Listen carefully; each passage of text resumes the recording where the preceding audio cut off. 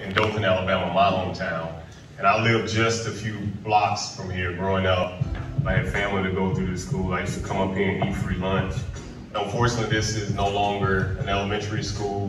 When this school closed down, I asked leadership within the city if I could take on this school and turn it into a nonprofit youth center for the kids in this underserved community so that they can get the opportunities to live out their hopes and dreams through education and health and wellness programs right down the street from their home. Right now we're in the center of the youth center. I want to turn this into a community garden. Both of my grandfathers were farmers. So to now implement that here, I think is going to be a really cool experience for the kids as well. We'll run a lot of different programs. One of the ones I'm most excited about is NFL flag football.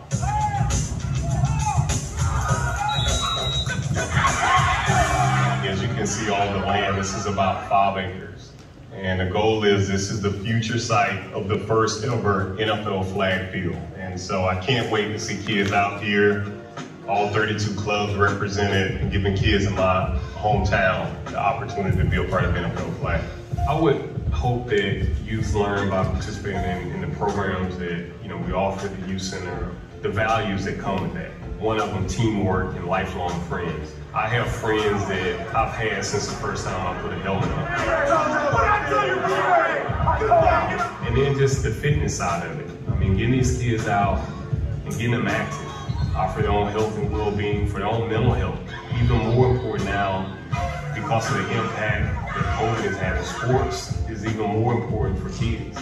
That is amplified even more when you say in an underserved community. Given what we're here for as a youth center and with a foundation set through football, how fitting is this on the board's door? Today I will do what others won't, so tomorrow I can accomplish what others can't. That's the whole premise of what I'm trying to accomplish here. Better say it from Izell Reese, the legend himself, who I had the opportunity to play against. Izell Reese is just unstoppable. With this youth center being in my hometown and to be able to put NFL flag in my community is sustainable. This is something for the long haul, and to have something for these kids that they can be a part of every day. I'm changing the name to AYC Alabama Youth Center. I'm extremely excited, and I hope that this is something that is not only in my hometown, but something I can spread across the entire state. All right.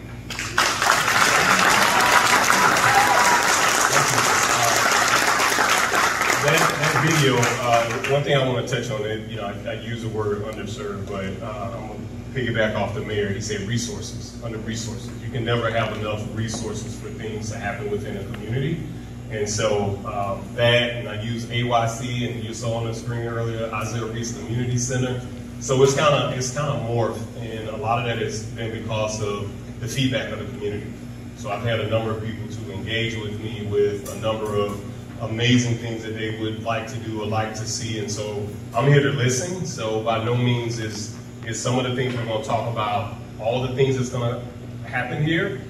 Your voice matters, and so as I go through this, and it's going to be some information where you can submit questions and comments and thoughts and ideas and everything, so that you can be a part of this. Again, this is a team effort. This isn't about Izell Reese at all. This is a community center. So just keep that in mind, and even everything that's happened up until this point, even the things that you're going to hear about, it's been because you asked about it. So, and on that video also, it talked about, which is one of the icons on the screen, NFL flag, which I've been fortunate to oversee. So having the privilege and honor of playing in the NFL for several years, when I hung up the cleats, if you will, the NFL asked me would I run the NFL flag program, which is currently 600,000 kids and expanding globally. We just launched in Canada, it's in the US, and so one of the things they said that was important to make sure that it's affordable and accessible. So affordability, so all kids can have the opportunity to play and participate in it. Accessible, so that girls can also play the sport. So I teamed up with the Atlanta Falcons, and we actually launched flag football so they can play in high school in the state of Alabama now. So we're doing it across the state. So we launched it here. There's 25 pilot programs running in other states around the country. And I won't belabor and talk about all these things on the screen, but I'm not only head of NFL flag, I'm the CEO of RCX Sports, and these are the brands that I represent. So I work alongside the Major League Baseball. I know pitch, hit, and run was a long-term program here. Hopefully we can bring that back, because I now oversee it nationwide, and we can put it back into this community. NBA, I've been working with the NBA for several years, and then also just launched NHL street hockey. So ball hockey with the NHL. So I'm working with those four and working on MLS, and so that will round out every pro sport and working on youth initiatives on their behalf. So that's my body of work. But again, I fell in love with sports in this community. Sports taught me so much more, and it's not just about sport. Obviously, I was doing that interview for NFL Network. It's about education, it's about health and wellness programs, and being fully developed, because I couldn't just stand there as a CEO if I only played sports. So that's very important, and very important that our kids know that the sky's the limit, and these opportunities are there for them. If they want to play in the NFL, I'm the last one going to tell a kid that they can't. If they want to be a doctor, a lawyer, etc., and other things, and have their foundation of education to fall back on, these things are critical and important, and will definitely be a part of this facility. Not just about sports, just so we're clear. So, but again, I just want to give you a window into kind of how some of the things that you're going to hear about kind of transpire. I run a lot of events. I run about 400 or 500 events a year nationwide, and in other countries, in all these sports. And so, again, it's an honor. Again, I fell in love with sports, so to have that opportunity to be able to do this with kids is a dream come true, even more so than playing in the NFL. Because that was an individual accolade, but this you can help lives. I mean, I touch probably 2 to 3 million kids a year through these programs. So this QR code, if you have, for the tech-savvy folks, if you could, excuse me, take a quick photo of that. It's a quick survey so that I can give you updates. And all it is your contact information if you got questions or comments.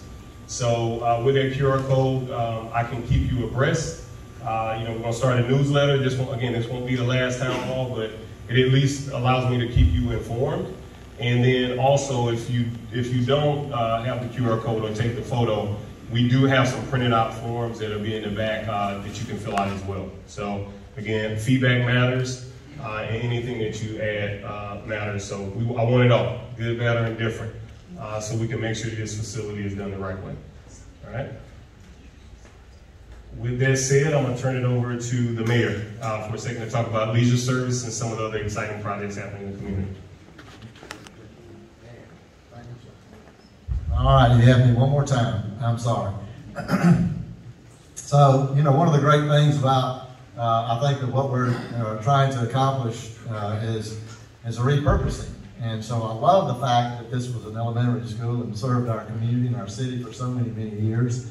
And in such a wonderful way, had a great impact on our kids. And now Izell and many others that are going to partner with him are going to help continue to do so. And so it's a repurposing of a place in our city that will continue to be put to great use. And so tonight, as we're only a block or so away from Wiregrass Park, we wanted to kind of unveil and show again how this could tie into what's going on here at Grandview, which will be the Alabama Youth Center, AYC. And so we'll have our boards are in the back, and you'll be able to ask any questions of any of our staff. It'll be back there at the board whenever you come in and go out. But I'll tell you, one of the great things about Wiregrass Park, I don't know how many, Larry Patrick can probably tell me how many years it's been there, but it has been around a really long time. It's a great history there. That is where we played our first football games. It was the predecessor to Repurpose Stadium and down at Wiregrass Park. You can still see the concrete bleachers that are there, as well as a minor league baseball team was played. The Dothan's minor league baseball team was played there. A lot of great history there. So now the city, the commission has agreed to invest more money back into our Wiregrass Park and do more with it as well. And so, as you can see there, we're gonna the upper part. Yeah. But anyway, the park, which is kind of in the white background there, that's we're going to increase the size of the parking spaces and connect the two parks. The upper, if you're familiar with it, it's an upper park and a lower park. We're going to make it a little more accessible and connect those two parking lots there. We are going to be moving the concession stand, or rebuilding the concession stand and restrooms and the facilities there, so that the tennis court can be accessed by tennis courts, and the six new 30 by 70, I think that's what they are, 6 new 30 by 70 fields that will be installed there where the baseball fields are now. And so there'll be multi-purpose fields. Not only can you play flag football, but it'll be multi-purpose and can be used for all other things. But the great thing too with what we're doing here, you can ask about all those questions again in the back. I'm going to get out of the way, but the great thing about it is what it will allow us to do for Visit Dothan. So as our partner, I'm going to pass it off to Aaron McCrae, but as one of our partners, Visit Dothan in our community, what it'll allow us to do with what's going on here and over there is just tremendous. So, Aaron? Thank you, Mr. Mayor. Hard to follow the mayor and Izell. It's okay if you don't applaud. I understand. Like, who's this guy? So it's been about a year and a half now that the first time I met Izell, and Dean Mitchell standing in the back is responsible for so much of this that's behind the scenes. And Dean does what Dean does the best in this community, is putting people together to do great things. And Dean, thank you. Yes.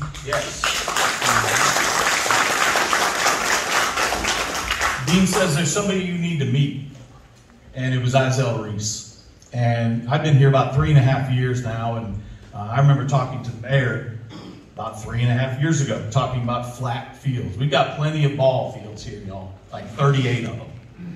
But we don't have flat fields, so soccer fields, football fields, just utility fields so you can just play anything, anywhere.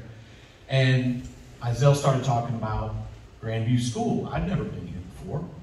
We'd never sold these fields. We never marketed the fields over here. So I came over here and with Izell, we're looking at this field in the back, and then I go over to Wiregrass Park, and I'm like, there's something here. Let's get bigger than Grandview. Let's bring some folks to town while also helping the people here. Obviously, it's very, very important in this community. And I've got kids now that play flag football. They've been talking to me about this. It was raining last night. We were at the park till 9:30 last night, trying to wait out the rain. And my little 12-year-old said, "How come you didn't turf this one?" Sorry, buddy. Maybe next. But we're going to put down some turf here, and you can see there's right next to the city's boards or our boards for this field, but the outer rim, that's a full-size FIFA soccer field. That's 125 by 75. So we can play a full-size soccer game. The pink inner lines, that's a regulation football field, tackle football. And then the blue lines that are going sideline to sideline, that's your 30 by 70 full-size NFL flag football. So we can fit 3 games here, 6 games right down the street. So we can have 9 games going simultaneously here in this community, bringing this community their own place to play, their own place to feel proud of, their own James Oates Park right here in this neighborhood. And bringing dollars and bringing people to this community is what we're all about. And there was a trip, myself and Bob Woodall and Dean met the mayor, met Izell down in Tampa for the Flag Bowl. And let me tell you how many people were there. It was wall-to-wall kids from as far away as Hawaii came to the Flag Bowl because Izell said they needed to. Now, when he says he's the executive director of the NFL flag, if he says there's a tournament in Dothan, there's a tournament in Dothan. Okay, we're not bidding on things. This isn't anything we got to share with the rest of the state. It's not in Montgomery next year. It sure as heck it's in Birmingham. It's going to be in Dothan, Alabama, because Izell said it's going to be. All right.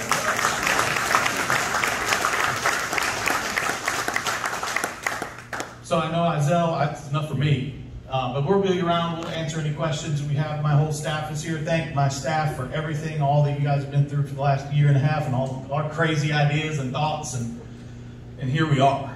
And it's all been approved. The board's voted, the commission's voted, everybody's voted, the money's there. We're going to start putting shovels in the ground, and you're going to start seeing things happen very, very quickly in this community. We look forward to it. Izell, I know you want to play another video. Thanks, Aaron. Please visit Dothan. If you're from Visit Dothan, raise your hand so everybody can see. Please give them a round of applause. They have been great to work with. I echo what Aaron said as well, and like I said, I was going to give a lot of thank yous. Dean, that's my guy. So, Dean, I appreciate working with you in the Chamber of Commerce. If you're not a part of the Chamber, they do a phenomenal job, and Dean does a phenomenal job, and he's been great to work with, and introducing me to a lot of different people in leadership within this room, and supporting from day one this project and this initiative that we wanted to do. So I appreciate that, Dean. One other thing too, a couple more thank yous. So the field that we're talking about, this NFL flag field, as they said, first one in the state, actually first NFL flag turf field that has ever been built, or flag football turf field that's ever been built outside of a state that an NFL team is in. So they normally, there's plenty of them in Georgia because the Atlanta Falcons are there. There's plenty of them in Texas because of the Texans and Cowboys. But I asked, would they be willing to put one of these fields somewhere else? The reason why I asked, this is what started or triggered the initial project and process outside of Visit Dothan's tremendous resources and assets that they put towards this. It was a $250,000 grant that came from the NFL Foundation. So it's a national initiative, and again, they had never put these outside of NFL cities. And so they had to, we had to fill out the grant collectively, and they approved it. And then it also still had to get sign off from Atlanta Falcons. So I still needed an NFL team to sign off, and it was a 2-minute conversation with the Falcons. So they supported it. They supported it. I do a lot of work with them, as with all NFL teams, and they said, of course we would do this. And as I said, they funded girls to be able to play in high school in the state too. So one of the things that the video, and then there's also LIST, which is a nonprofit initiative where the funds are distributed out. It kind of governs the process as these grants are being held out around the country in NFL cities and now Dothan. So one of the things, as a thank you to the Falcons, when they do their fields, they normally do a really cool video. So I want to show you a video that the Falcons put together in LIST with the grassroots initiative of the grant and the field that we're going to have here.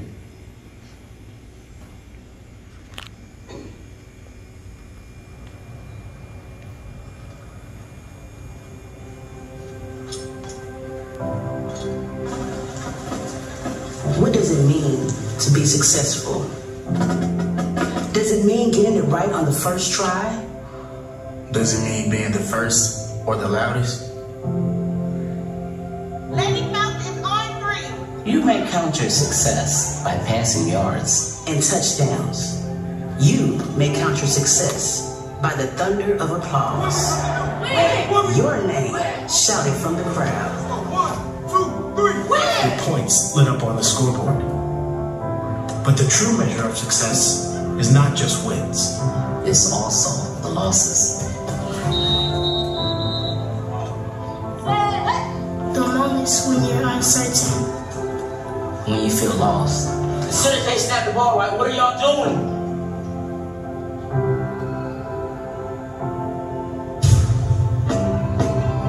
The true measure of success is the challenges overcome, The character built. The integrity maintained. It's not about the crowd, but the teammates you supported. the children you've raised, The students you've educated. The leaders you nurtured. and the communities you've brought together. So how do we count success? Not by the big names or the big numbers. But by the children whose names are not yet up in lights. Through their own hard work, Who put it in their own time. We measure our success, one field at a time. Because it only takes one field to bring it all together. To discover who you really are. to show what you are capable of as an individual. And as a community. That's real success.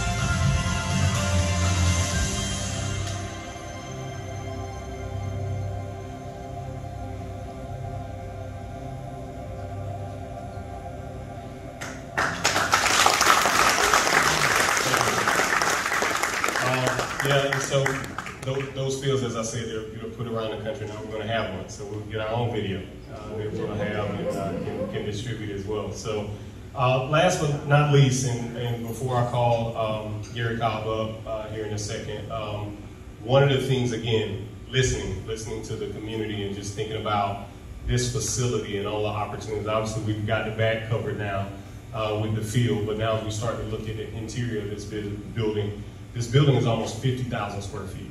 It's massive.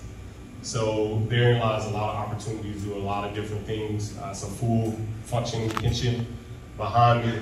So there's a lot that can be accomplished within this facility. So, and again, just hearing some of the feedback and some of the things, and I'd be remiss if I didn't start here.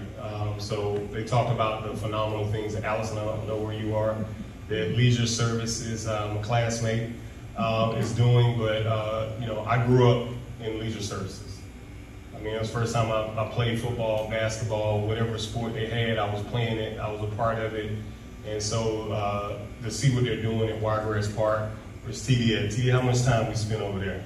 Daily, just about. So, you know, it was, I mean, I wouldn't be standing here without those resources and facilities as it relates to that. I'm a club kid. I grew up in the Boys and Girls Club too. So the reason why I call those two programs out there, they're vital to this community.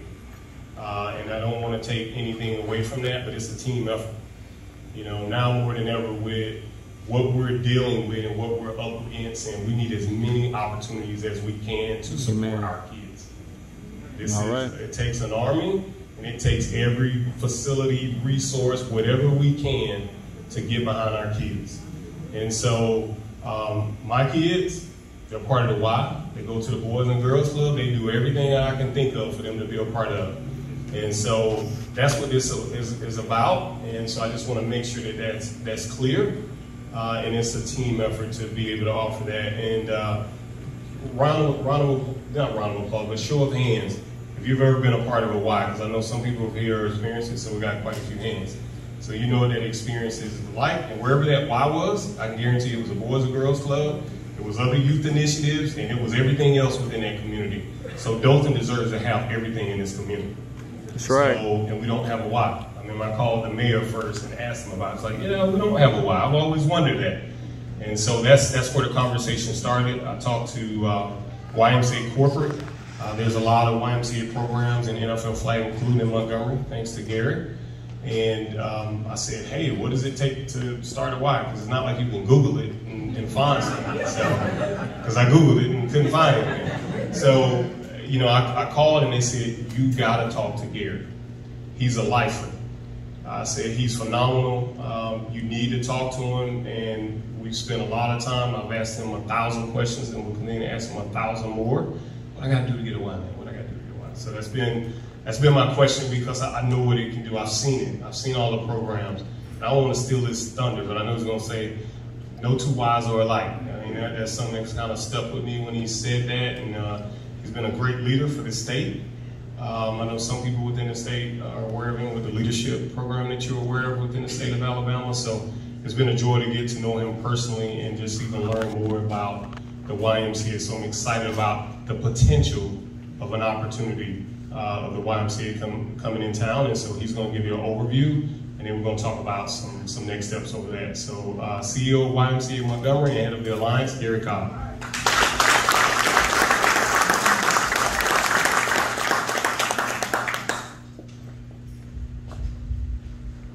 How's everybody doing? All right. This is awesome. Now, I didn't know how many people were going to be here tonight. But I will tell you, from the day one, and when I came to town, and I think we met over the chamber, and we were just having a conversation about the potential partnership of having a YMCA, and I thought it was going to be about 10 people in the room.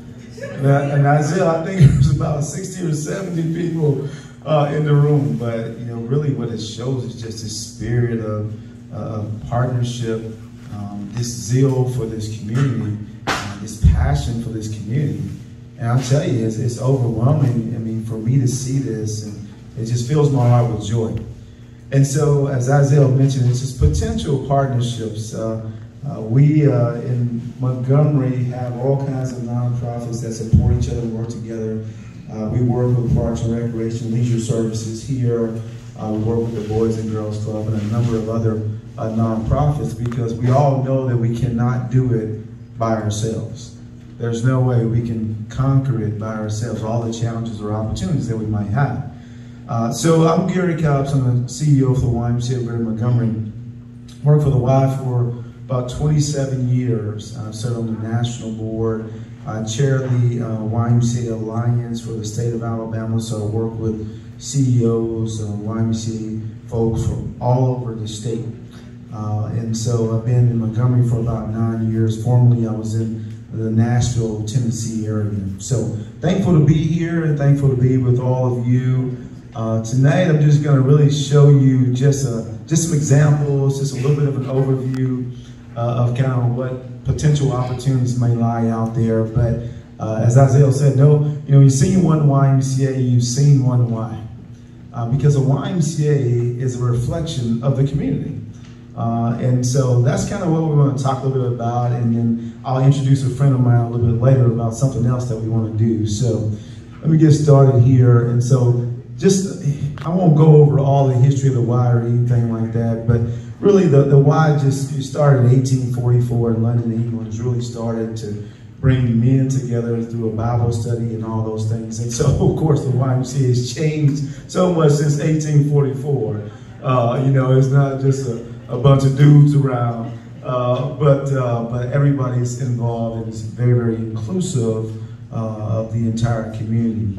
So our areas of focus, and you may have heard this before for those that have been engaged or involved in the YMCA.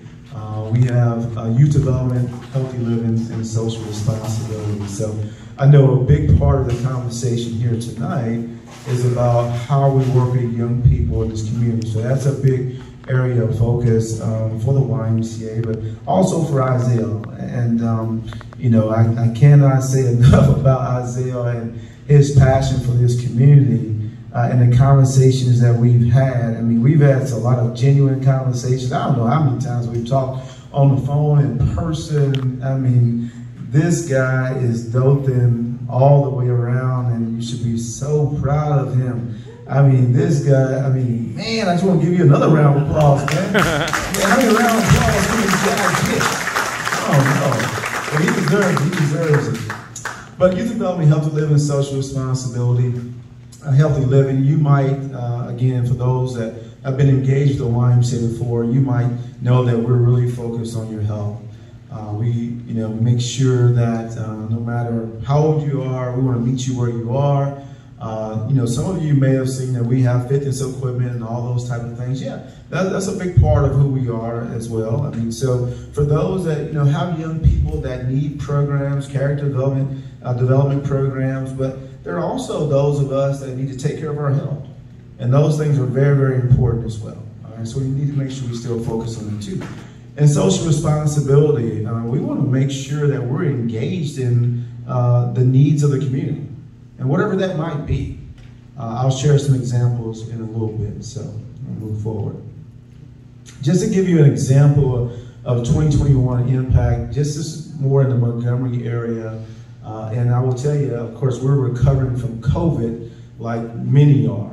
And so these numbers are a little different, but we served over 34,000 people in the YMCA of Greater Montgomery. We have about 17 different facilities. We serve over 3 different counties. And some of those facilities might look like a regular YMCA with fitness equipment and meeting spaces to have community meetings and all that. And some of them are more programmatic, where we do after-school care, child care, pre-K programs, all of those type of things. And we have like residential camps, overnight camps, stuff like that as well. So pre-K programs, we currently have about 10 pre-K programs in the Montgomery area. And so I'm not sure how vast the pre-K programs are here in Dothan, but of course that's a huge initiative of the governor to make sure we have early learning for our young people in our community, because we know if they get that great start, then it helps them throughout their academic career. Youth sports, so we do a lot with youth sports, and thanks to Izell, we're now a NFL flag football YMCA, and so we have a lot. We actually are one of the few YMCAs that still do tackle football, and so we that's a program where we have like Boys and Girls Club. We have several churches. We all kind of partner together with our tackle football program and the flag football program as well. So we're thankful to do all that work. We do youth basketball, t-ball. We have a huge soccer complex. I can relate to kind of some of the work that Leisure Services is about to do in the conversation about economic development, but also quality of life. Because with those fields that you're going to have here, bringing folks into town, you're going to need that. I mean, you need that tax base. You need those folks coming in town, and whenever you have them coming in town, they got to have somewhere to eat. They got to have somewhere to stay. They got to get gas somewhere. All those things are going to help the entire community, but also the quality of life for those who live in this community. These are going to be your fields as well. I mean, so there's going to be lots of opportunities. So I'm so happy and ecstatic that you'll have those opportunities. Summer camp children. So we do a lot of work in the summertime with kids, whether it be day camp or overnight camp. Kids get a chance to experience that and meet lifelong friends. So that's a very, very special time for kids in the summer. Youth and government work. You may or may not have heard of this type of program, but in the Montgomery area, we run the statewide youth and government program. And so we work with high schools all over the state to make sure the kids understand that democracy has to be learned by every generation. And so we worked on that, and we bring those kids down to the state capitol building. They take over the chambers, and they write bills, and they debate, they do all those different things. And so if we don't have Dothan involved in that, we need to make sure we have several schools that are involved in that program. So we have middle school and high school students working in that program. After school programs, we work with the local school system, and we have about 1,000 kids every single day that we take care of. We take care of every single day. And so, I always tell people, you can't have like workforce development if you don't have child care. All right? You heard me? So you cannot have workforce development if you don't have child care. It goes together. And so we take great pride and joy into providing this after school work so parents can work. Financial assistance, we gave out nearly $2 million in scholarships and financial assistance. So the programs at the Y, and I'll share a little bit more in a minute, we don't turn anybody away due to their inability to pay.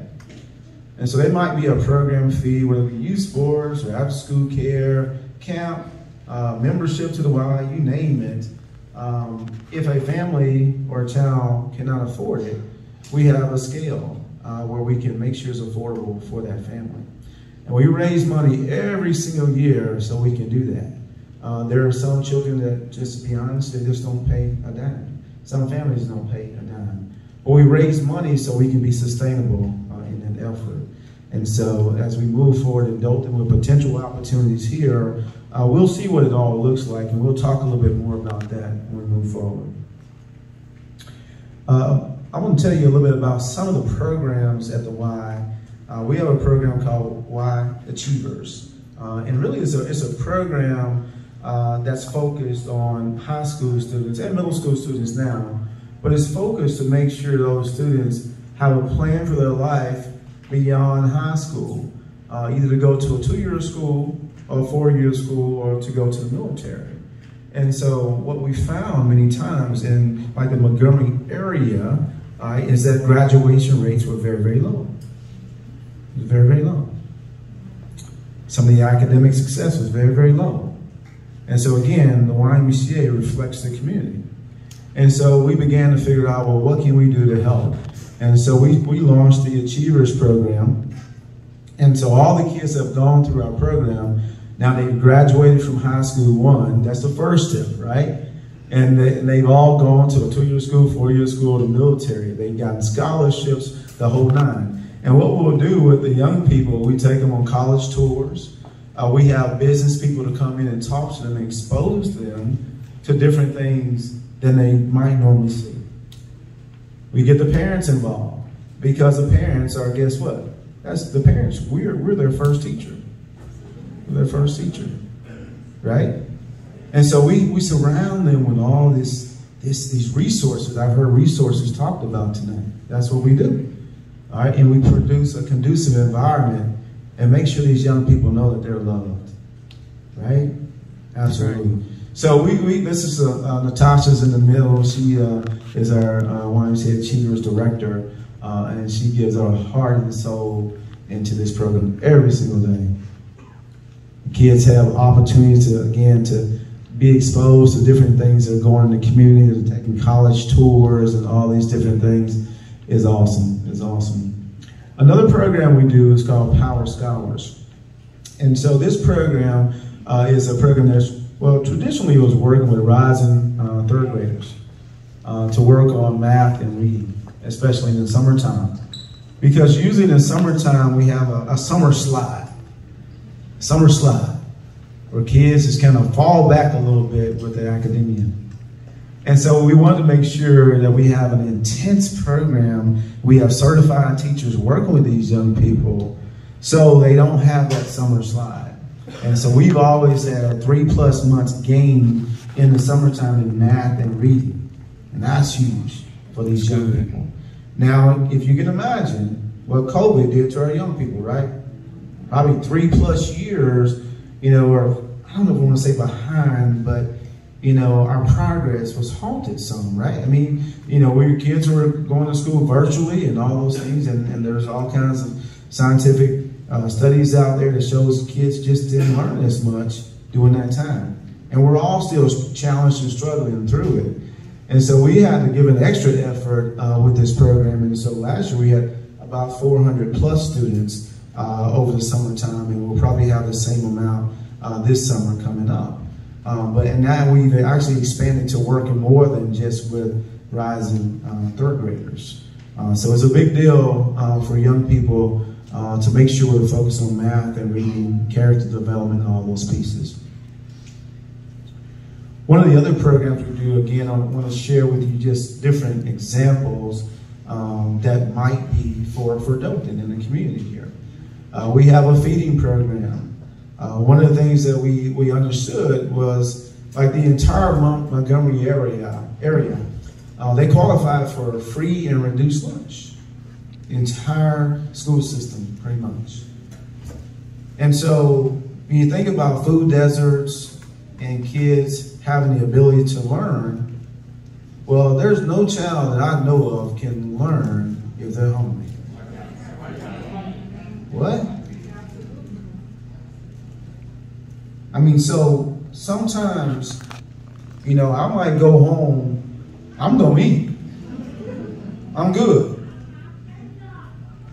But a lot of our kids don't know where their next meal is coming from. They don't know. And that's a travesty. And so we set out to figure out how we could aid and help with our young people. We brought a bunch of nonprofits together. There's probably 20 different organizations to understand where the food deserts are. Because we're not the only organization that's trying to help eliminate food insecurity. We're not the only one. We all work together. So we identified certain food deserts in the community. And so then we began to work with, as you can see, Boys and Girls Club. There's a place called Nehemiah Center, other organizations to really just serve these meals for the kids, sometimes after school and many times in the summer. Because if you can think about this, like I'm not sure about Dothan, but in Montgomery, the kids, when they went to school, guess what? They were going to get a meal, a lunch, at school. But in the summertime, there's no school in the summertime. Where's that next meal coming from? Those kids didn't know. And so we were so ecstatic. This past year, we were able to serve over 300,000 meals to kids in the community. And in the past, that number actually got up to about 500,000, but COVID has just challenged us in a lot of different ways. Now, we also started to understand that, well, with our traditional feeding program, we would have the meals at school sites or other nonprofits, but there were still some children that couldn't make it to those sites. And so we try to figure out, how do we meet them where they are, and how do we take the meals to the children? And so we developed what we call the brown bag bus. And so it was a huge bus that we got, and we renovated it. If renovated is the right word, but we pretty much gutted out all the seats that were on the bus, and we made it to where the kids could come on the bus and sit down. There's a table in the middle, seats on both sides, and the kids could have a meal. And so we developed that bus, and now we actually have 2 buses, and we just go all throughout the community at these food deserts, and we serve these meals to the kids on the brown bag bus. And so that's my ugly mug right there. Yeah. And that's the brown bag bus. And so it's got an awning on the side, and we had some chairs down the bottom, like on a nice day. This was all pre-COVID, right? We could have all the chairs and all this kind of stuff, and we're starting to kind of get back there. We got some sense of normalcy that's starting to come back. But that was kind of our brown bag bus, and now we have 2 of those, and so we're just so excited about that. And so that's really the last photo. I think, here we go. That's the last photo that I have. Me and some young men. We went to some different areas, and Smiley Court was kind of a housing project area, if I can call it that. I think there's a different name for it now. But we went to all kind of different areas, just really trying to serve the community. And so all those things that I just mentioned to you are just different examples of what might be. Dothan has opportunities, probably has challenges, right? You all know those probably better than myself. But we want to help. And so I actually have a friend of mine here that's going to help us understand some of those maybe gaps and some of those needs that we might have in our community. And Melanie Sloan Edwards is with Camel Consulting. And Melanie and I have worked together for a number of years. Anytime I start some of the wire, build a new YMCA or whatever it might be, I'll ask Melanie to come in and do the research so we can understand. Because you don't want to just kind of build a facility or start a program. That's not what the community needs. It's just all for naught. And so really how we understand all this is that we ask you all these questions, and we need your participation to help support us. Again, this is all potential stuff that might happen here underneath Izell's leadership and working with his team and working with the city and all of us working together, because it's going to take partnership to really serve this community to the magnitude that we need to. And so I'm going to turn it over to Melanie Sloan Edwards, and she's going to really kind of talk about some research that we'd like to do for our community here. So, and I guess I'll have Melanie come on up, but I don't know, are there any questions for me real quick? Are there any thoughts or questions? Isaiah, I don't know if we will save a question to the end, or I don't know, but I don't know if there's some questions that you have at the end, I'll be around. So if you don't have any right now, anybody? Okay. I'm going to pause for a second, because you're supposed to pause for a second when you ask a question like that. You're supposed to pause for 1 second. Yeah? Melanie. All right, Melanie Sloan Edwards.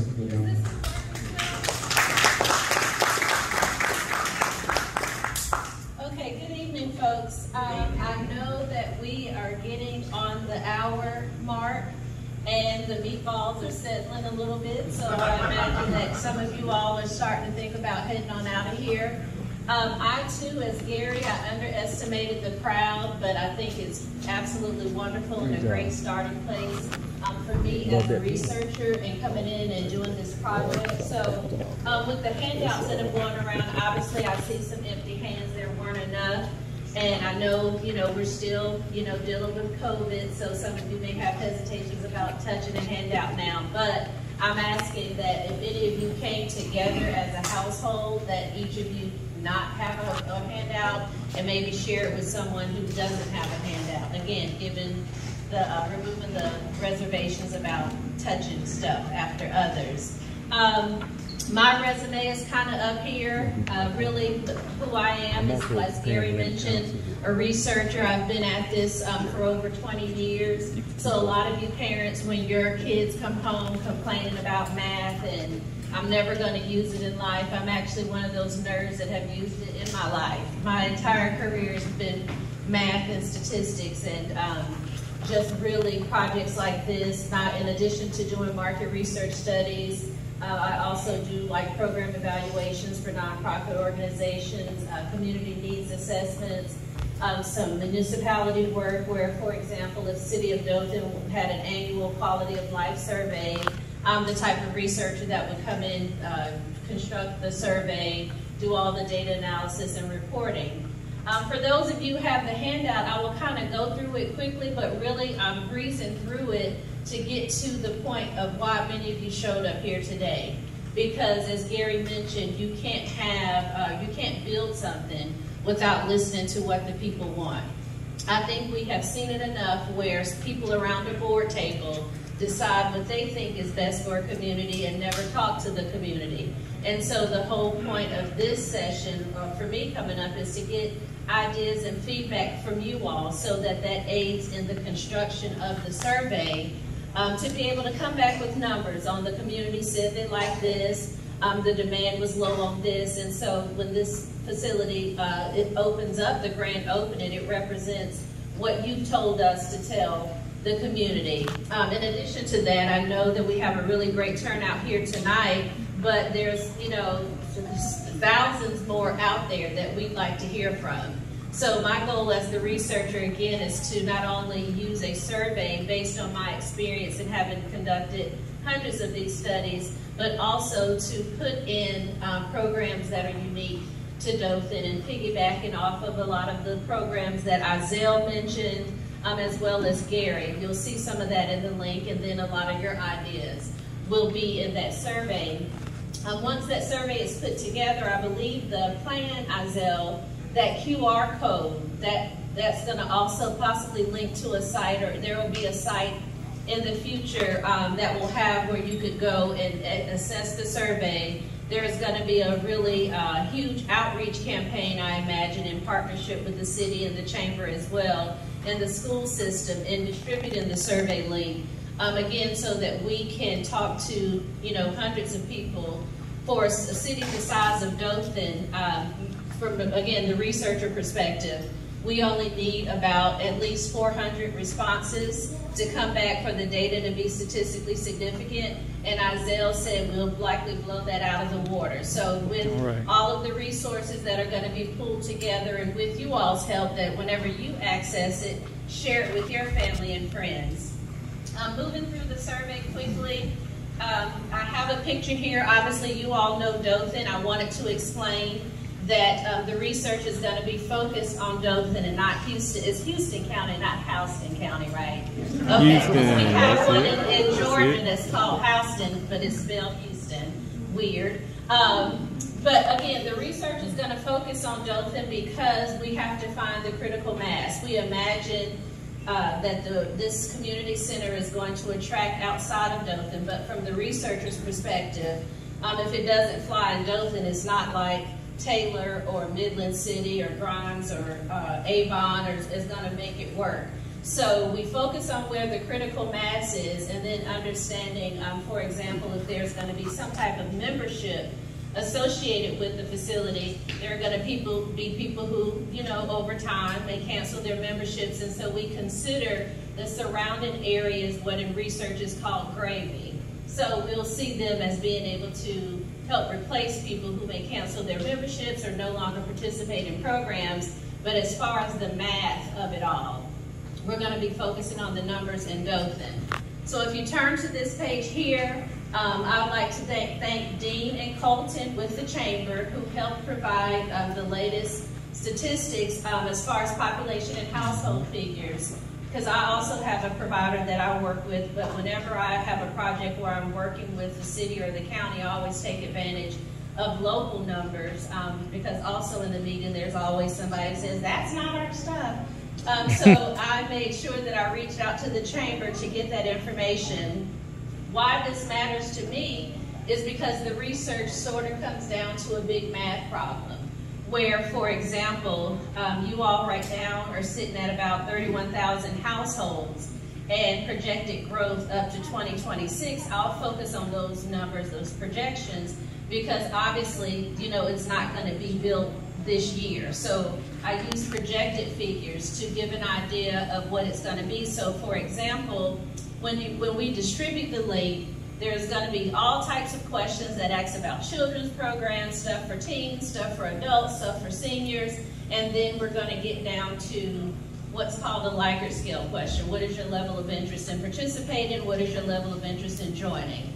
So based on of all the people who took the survey, the percentage who rated themselves, let's say on a scale of 0 to 5, that they were a 5, that they had the greatest level of interest, then whatever that percent is from the entire survey will be multiplied by that projected household figure. And so that's how it comes down to being a big math problem of saying, well, based on Dothan, we have 6.3% of the people said that they have a great deal of interest in joining, so or a great deal of interest in participating. We'll take that 3.6% times the 32, and that will be what the projections for participating at the facility.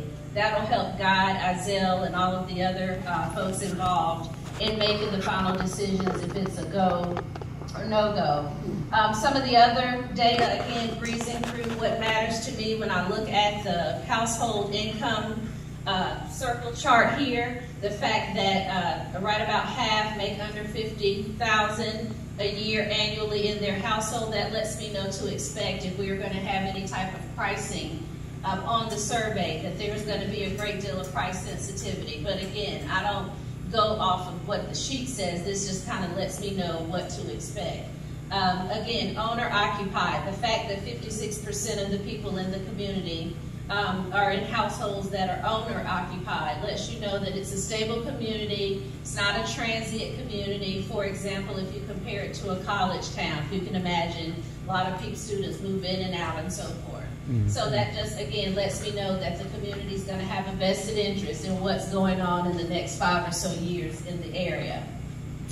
This page here, households with children versus those that don't. Again, as the researcher, that lets me know that we're going to have to equally serve or test programs that are not only for families with children, but also single adults, because you don't want to alienate. Like, for example, if you're a single, you're a bachelor, and you come into a facility with a whole bunch of kids running around, you know, that so we're going to have stuff or test stuff that is going to be appealing to everyone.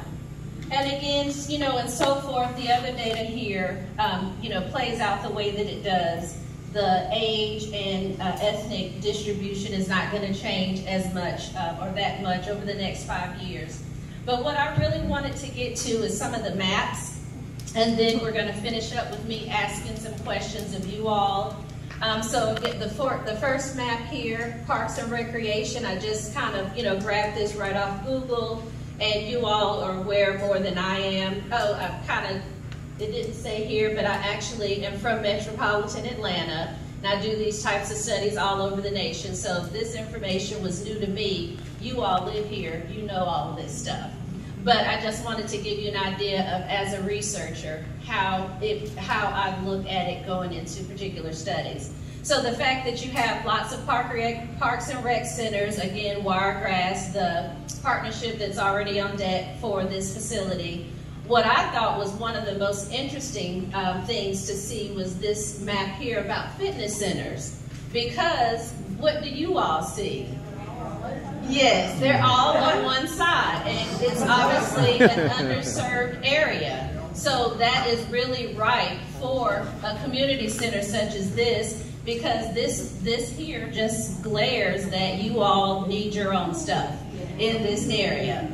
And we're going to talk a bit about that. So again, that's the good news, that there's lots of fitness centers, but they're not in your backyard. This facility will be.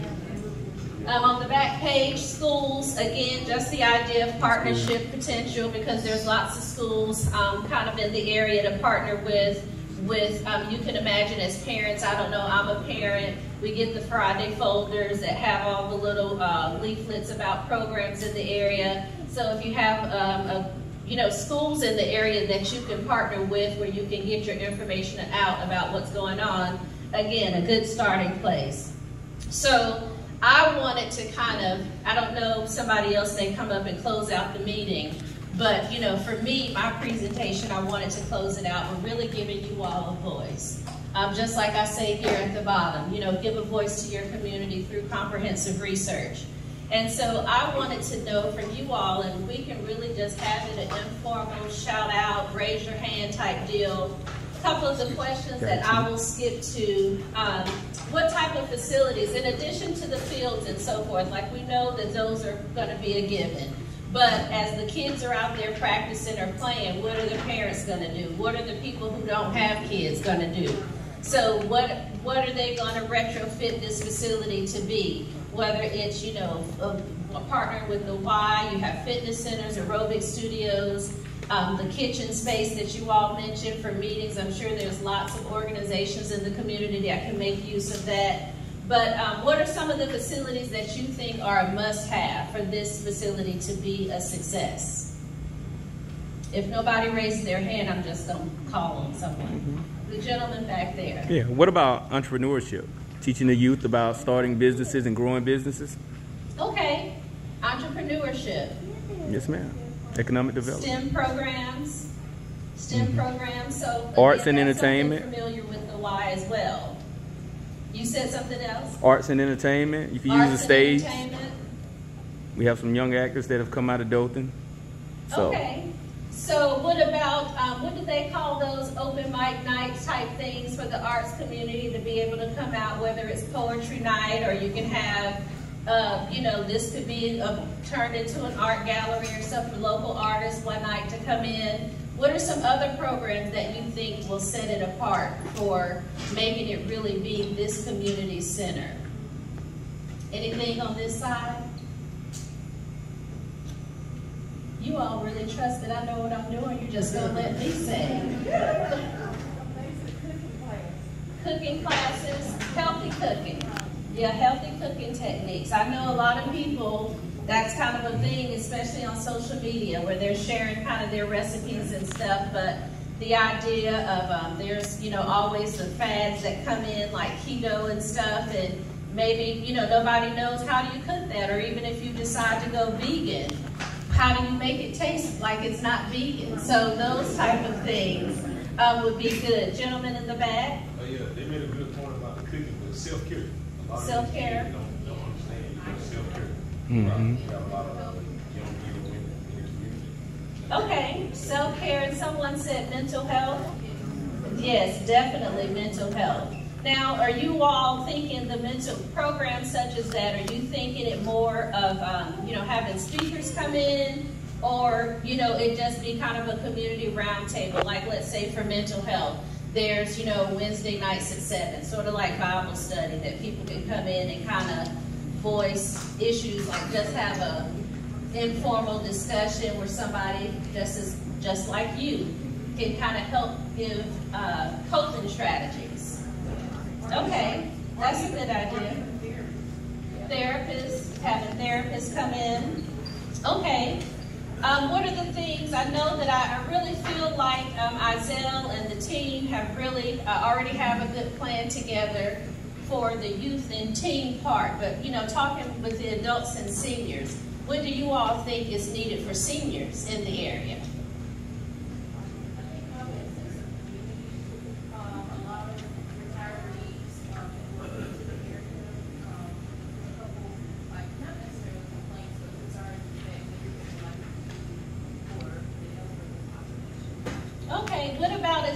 track somewhere that seniors can go already for walking and things like that? At the mall? Yeah. And they actually have one in the church at Greater Beulah. Okay. They can walk around. redo the blueprints and put a track on there. Because given that fresh outdoor air is nothing like it. And I don't know about the malls in your area, but definitely in mine, there's, you know, not the safest places anymore.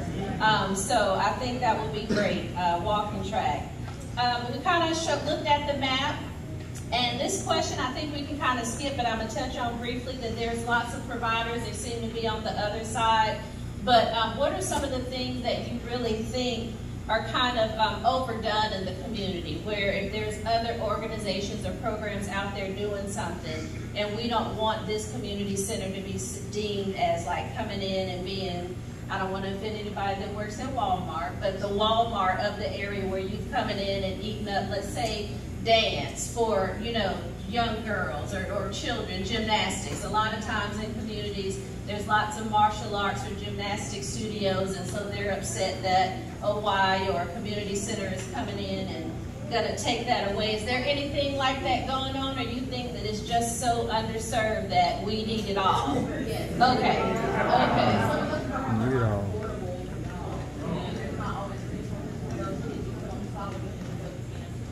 Okay. I'm gonna share this with you as well. This is a program we have. Okay. Another question before we kind of get to the end. I got two more. The first question is, we talked about resources, and I know that Izell and the city are, you know, doing a fantastic job of already pooling funds for this. But, you know, also to keep it running, there may be an aspect or a component on the survey where we're going to start testing some price points. Again, this is not all guaranteed, it's not set in stone, but that's just what research does.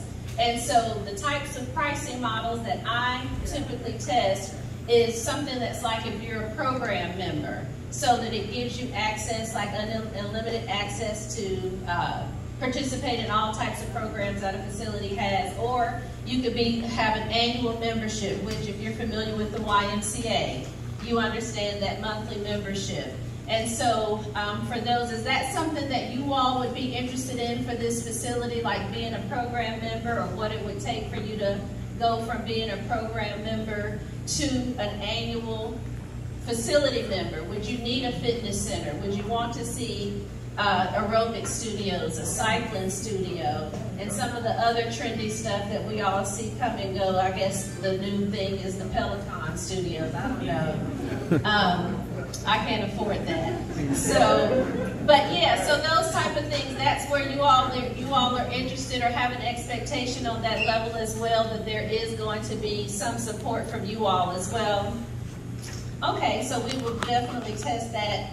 And I think the last question that I have is, who do you think are some of the good partners in the community for this facility to partner with, to, you know, not only make sure that you have a variety of program offerings, but those other organizations bring a pool of participants with them. So I'll kind of start with the idea that I came in town yesterday and drove around a little bit just to get a feel of the area. And where I'm staying is near the Southeast Medical Center.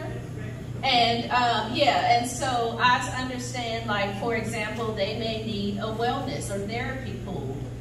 I don't know what's there now. I'm just giving that as an example of partnering with the hospital to pull off health and wellness programs.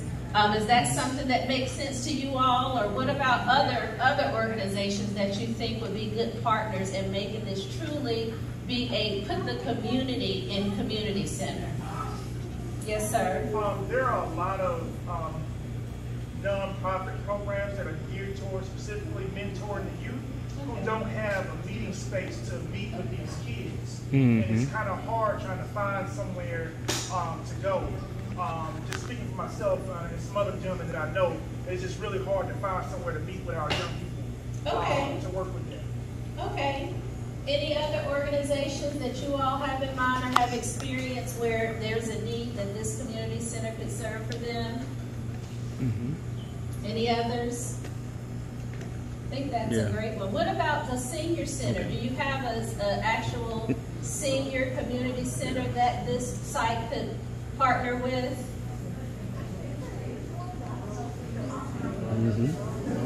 You're not sure? Okay.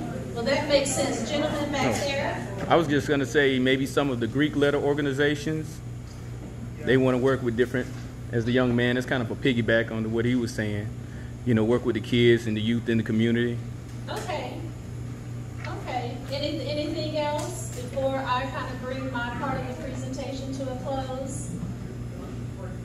Sure.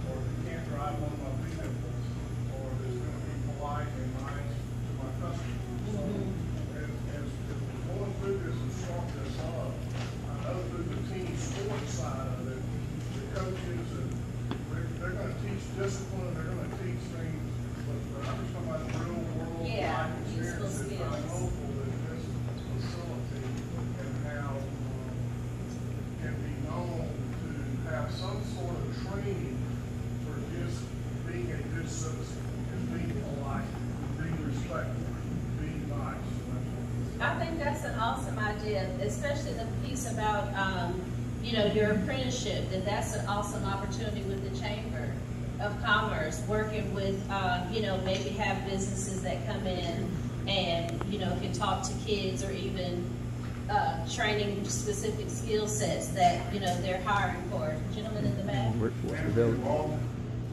I'm sorry? Teaching families how to build families.